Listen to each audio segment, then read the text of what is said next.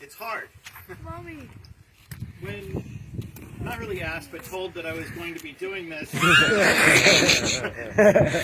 kind of at a loss for words. I mean, what do you say? I first met Phil back during Kratom Fest, sitting in Heidi's trailer. And I was told about the wild, youthful adventures they had, and that he would be in charge of the grill, and he was all excited about cooking for that many people. It was shortly after that Phil decided that he needed a change of pace. He needed a change of scenery, and so he came down to Sullivan to stay with his friends. Little did he know that he wasn't just going to be connecting with old friends, but he'd be meeting some new ones. He was a part of every family event we had. He was part of every gathering we had. He was always there to lend a hand. Life certainly was not the same after he arrived. It's definitely not the same since he's been gone. At times when he was having a full day at the compound and he needed a change of scenery again, this is where he would come. He would come with his goat, he would come with his friends, and here he found peace, and it was only fitting that we chose here to talk about him today. When thinking of Phil's life, I think of a song from 1959 that the Byrds released called Turn, Turn, Turn. It actually comes from the Bible, Ecclesiastes chapter 3.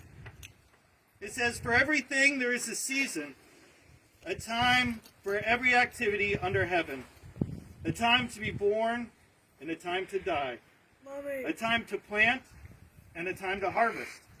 He knew all about harvesting and planting, didn't he? Sure did. A time to kill and a time to heal, a time to tear down and a time to build up, a time to cry and a time to laugh, a time to grieve and a time to dance, a time to scatter stones and a time to gather stones, a time to embrace and a time to turn away, a time to search and a time to quit searching, a time to keep and a time to throw away, a time to tear and a time to mend.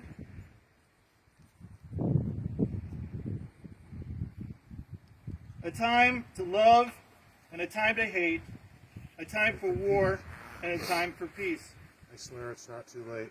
That's where it's not too late. Exactly. You know that song? The rest of this passage isn't in that song, but I thought it was incredibly fitting for today and for the life of Phil. It says, "What do we really get for all the hard work?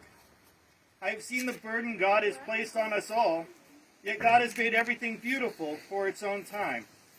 He has planted eternity in the human heart, but even so, people cannot see the whole scope of God's work from beginning to end.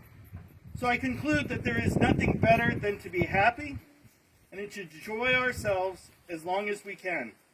And people should eat and drink and enjoy the fruits of their labor, for these are the gifts from God." Amen.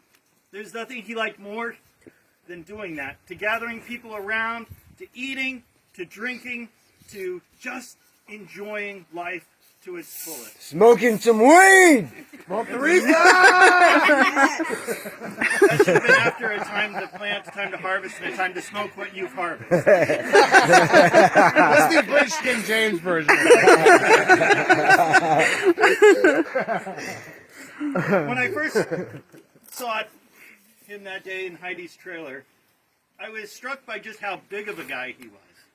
It reminded me of a teddy bear, and often I've heard him described as such, as a teddy bear. And so it made me think of Winnie the Pooh, and I know that sounds weird at a funeral, but I promise it's going to fit.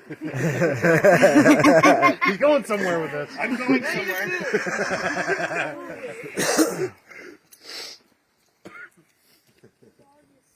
"We'll be fine," muttered Eeyore. "I'm used to being alone anyway. None of you will be alone. You're family now. And while I'm gone, you will all take care of each other."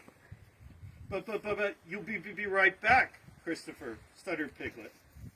Christopher let out a sigh and looked at all of his friends. It was going to be difficult to help them understand. They probably never would.